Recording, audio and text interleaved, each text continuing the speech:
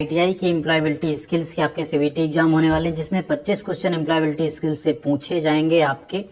उसी सीरीज में हमने फर्स्ट ईयर का पूरा जो एम्प्लॉयबिलिटी स्किल्स का आपका निमी एंड भारत स्किल का क्वेश्चन है उसको हमने शुरू किया था आपका कंप्लीट करवाना। उस क्रम में 9 पार्ट ऑलरेडी हो चुके हैं।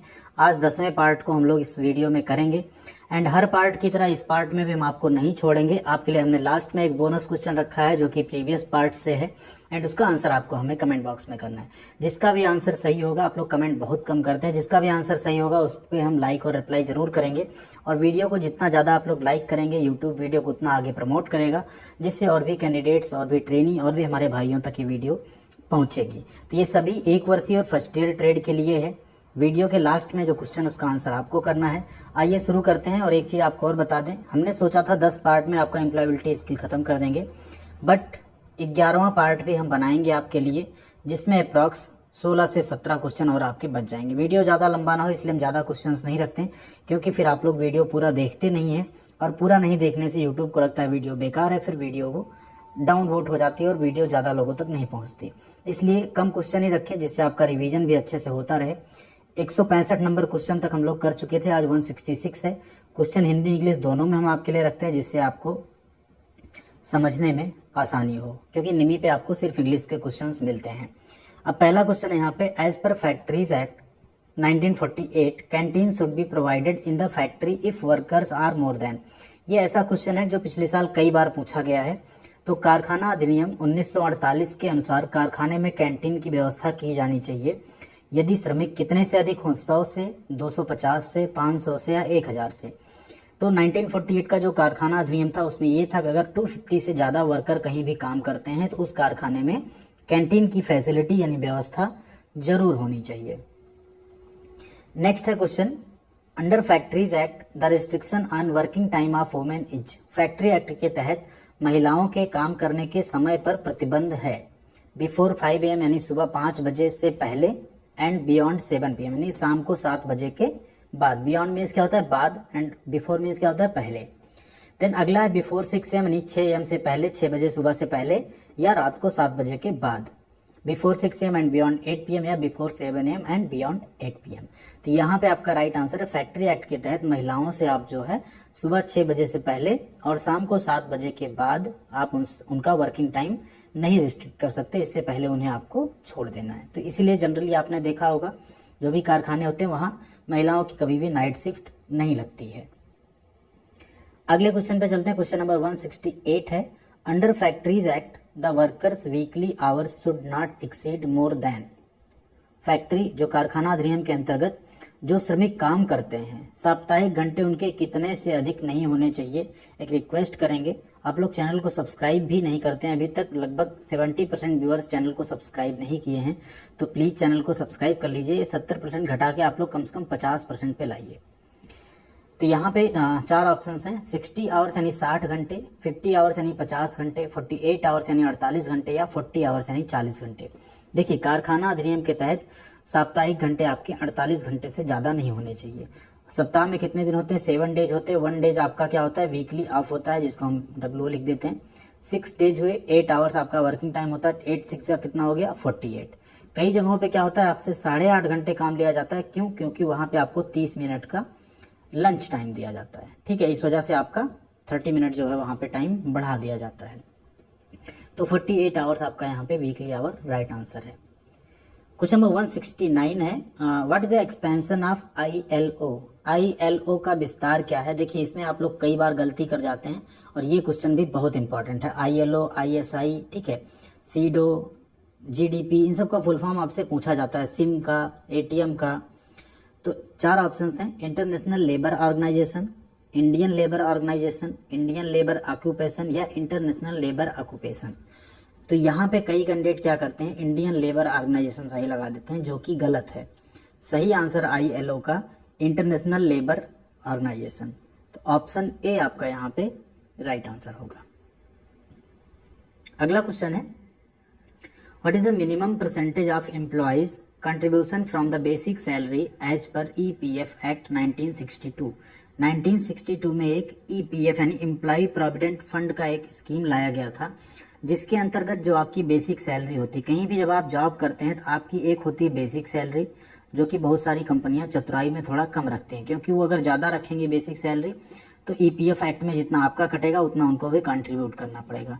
बेसिक सैलरी होती है, प्लस डीए होता है, प्लस एचआरए होता है, ठीक है, प्लस अदर अलाउंसेस होते हैं, सब मिला के फिर आपका एक फाइनल सैलरी बनता है। तो जो बेसिक सैलरी होती है उस पे आपका पीएफ भी कटता है, ठीक है, बेसिक प्लस डीए पे भी कट सकता है, कई बार बेसिक प्लस डीए पे कटता है जनरली। इस पे आपका जो ईपीएफ के अंतर्गत काटा जाता है पीएफ, वो कितना परसेंट होता है मिनिमम, उसका आंसर आपको यहाँ करना है। 8.5%, 9%, 12% या 12.50 यानी 12.5%। तो यहाँ पे आपका राइट आंसर है 12%। मिनिमम कितना होना चाहिए? 12% होना चाहिए, एम्प्लॉयर का भी एम्प्लॉय का भी। अगला क्वेश्चन है 171, which amount does include in wages amount as per payment wages act। अभी बात हो रही है ना वेजेज की, तो यहाँ पे यही बात की जा रही, कौन सा ऐसा अमाउंट है जो वेजेज में यानी पेमेंट वेज एक्ट के अंतर्गत वेजेज में इंक्लूड किया जाता है। वेज मतलब होती है एक तरह की मजदूरी, ठीक है, जो आप काम करते हैं। देखिए मजदूरी वर्ड भले आपको खराब लगे, लेकिन अगर हम कहीं जॉब कर रहे हैं, कहीं नौकरी कर रहे हैं, तो वास्तव में हम मजदूरी ही कर रहे हैं अपना टाइम बेचकर, ठीक है। अलग बात है हम अपने आप को वहाँ इंजीनियर कह लेते हैं, कोई अपने आप को टेक्नीशियन कह लेता है, बट अल्टीमेटली हम क्या कर रहे हैं? जॉब, मजदूरी, जो भी आप उसे कहें, अगर आप वहाँ सैलरी या वेजेज ले रहे हैं कुछ, तो आप उसको क्या कर रहे हैं? मजदूरी कर रहे हैं, ठीक है वहाँ पे। तो यहाँ पे है डियरनेस अलाउंस, महंगाई भत्ता, एनी ट्रैवलिंग अलाउंस, कोई भी यात्रा भत्ता, any remuneration payable in respect of overtime, या any remuneration payable under any award, ठीक है। तो यहाँ पे जो मजदूरी अधिनियम के अंतर्गत मजदूरी राशि जो है उसमें क्या शामिल है?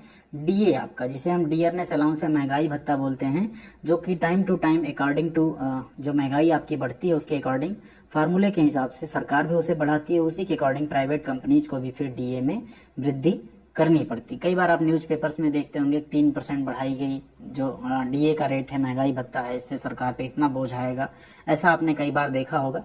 एंड आप लोग जब प्राइवेट कंपनीज में काम करेंगे तो वहां भी आप लोग इस चीज को जरूर देखेंगे। अगला क्वेश्चन है 172, which factor is not concerned with occupational health and safety, OHS जिसे बोला जाता है, कौन सा कारक यानी फैक्टर व्यवसायिक स्वास्थ्य और सुरक्षा से संबंधित नहीं है?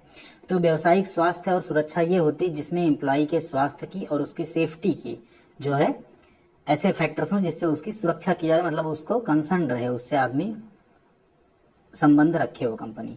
तो सेफ्टी यानी सुरक्षा, स्वास्थ्य, वेलफेयर यानी होता है कल्याण आपका, ठीक है, आपका कहीं भी शोषण ना होने पाए, आपके चिल्ड्रंस को कुछ फैसिलिटीज मिले, आपकी फैमिली को भी कुछ फैसिलिटीज दी जाए, उसे बोला जाता है कल्याणकारी योजना या वेलफेयर, ठीक है।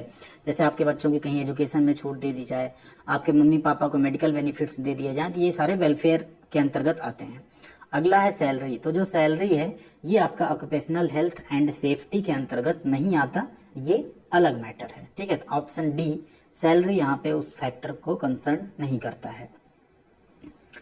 अगला क्वेश्चन है 173, which one of the following is an air pollutant, निम्नलिखित में से कौन वायु प्रदूषक है? वायु प्रदूषक मीन्स जो हवा को प्रदूषित करे, ठीक है। ऑक्सीजन, तो ऑब्वियस सी बात है, ऑक्सीजन तो एटमॉस्फेयर में 21% है, तो ये तो प्रदूषक नहीं है। नाइट्रोजन, ये भी आपका 78% है, इसकी भी अगर अधिकता कम हो जाए तो फिर ऑक्सीजन तीव्र हो जाएगी एंड आग जल्दी लग जाएगी, मतलब दोनों का बैलेंस बहुत जरूरी है। कार्बन डाइऑक्साइड, हम ऑक्सीजन लेते हैं, कार्बन डाइऑक्साइड छोड़ते हैं, जिससे पेड़ पौधे फोटोसिंथेसिस या प्रकाश संश्लेषण क्रिया के अंतर्गत अपना भोजन बनाते हैं, ऑक्सीजन को भी फिर से जनरेट करते हैं।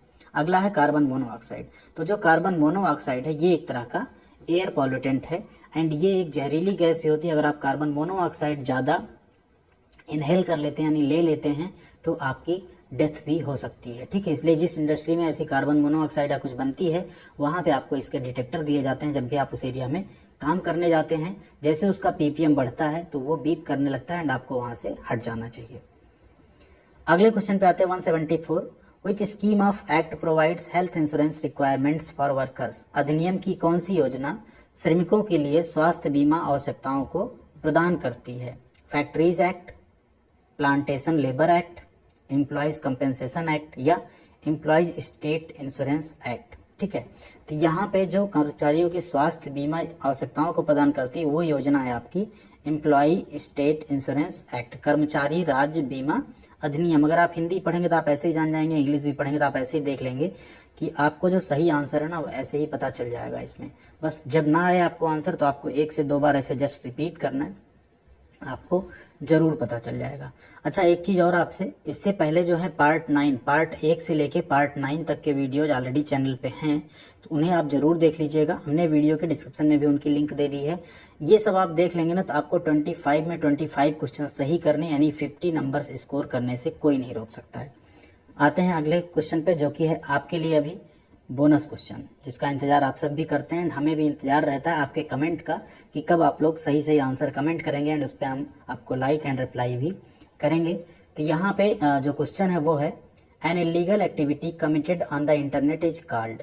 इंटरनेट पर की गई अवैध गतिविधि को कहते हैं या कहलाती है वायरस, साइबर क्राइम यानी साइबर अपराध, सर्च इंजन या सोशल नेटवर्किंग।